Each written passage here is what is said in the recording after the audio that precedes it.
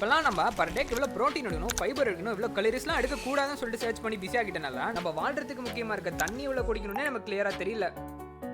நான் சின்ன வயசாக இருக்கும் போது என்னோட டீச்சர் சொன்னாங்க பர் டேக்கு 6 to 8 கிளாஸ் ஆஃப் வாட்டர் குடிக்கணும்னு. அது இப்போ பார்த்தா 3 to 4 லிட்டர்ஸ் ஆஃப் வாட்டர் குடிக்கணும்னு சொல்கிறாங்க. ஆனால் நமக்கு தாக எடுக்கலாம் அப்ராக்சிமேட்டாக ஒரு நாளைக்கு எவ்வளோ வாட்டர் தேவைன்றதை நம்ம கிடைச்சிருக்க சயின்டிஃபிக் டேட்டா மூலியமா பார்க்கலாம். இந்த சயின்டிஃபிக் டேட்டாவெல்லாம் நான் கோத்ரூ பண்ணதுக்கப்புறம் எனக்கு செம்ம ஷாக்கு. ஏன்னா சோஷியல் மீடியாவில் போஸ்ட் பண்ணப்பட்டிருக்க சில விஷயங்கள்லாம் எனக்கு ஃபேக்குன்னு புரிய வந்துச்சு. ஸோ டைம் வேஸ்ட் பண்ணாமல் லெட்ஸ் நோ வாட் இன்ட்ரெஸ்டிங்.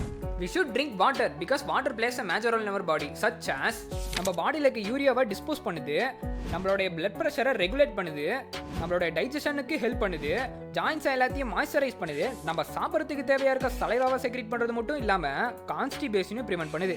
பா, எவ்வளோ நல்ல விஷயம் இல்லை? எப்பயுமே ஒரு விஷயம் நமக்கு நல்லதா தெரிஞ்சா அதில் ஏதாச்சும் சிக்கல் இருக்கானோ ஆராய வேண்டியது அவசியம். அப்படி ஆராய்ஞ்சதில் சில சிக்கலை கண்டுபிடிச்சிருக்கேன், எப்படியெல்லாம் வாட்டர் குடிக்க கூடாதுன்னு. ஸோ மறக்காம மைண்டில் நோட் பண்ணிக்கோங்க.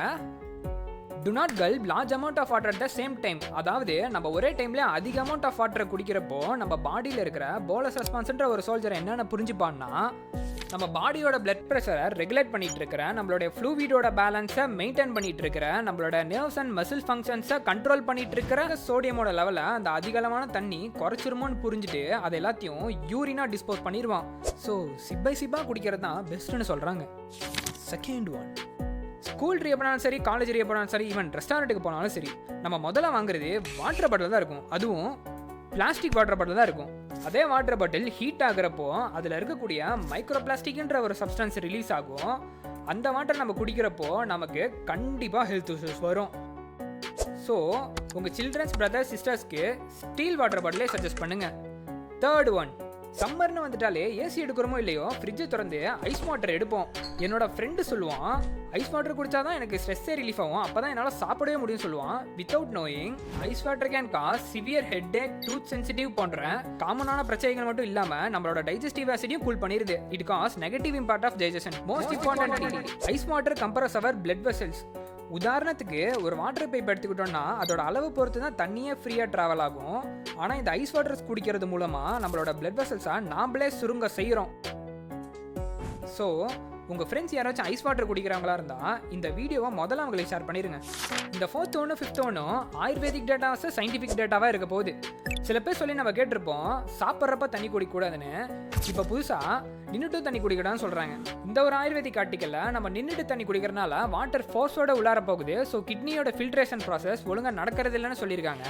இதே இந்த ஒரு ஆர்டிக்கலில் நம்ம நின்றுட்டு தண்ணி குடிக்கிறனால நம்மளுடைய உடம்புக்கு எந்த விதமான பாதிப்பும் கிடையாது, ஸோ நீங்கள் நின்றுட்டே தண்ணி குடிக்கலாம் அப்படின்னு கான்ஃபிடென்ட்டாக சொல்லியிருக்கிறாங்க.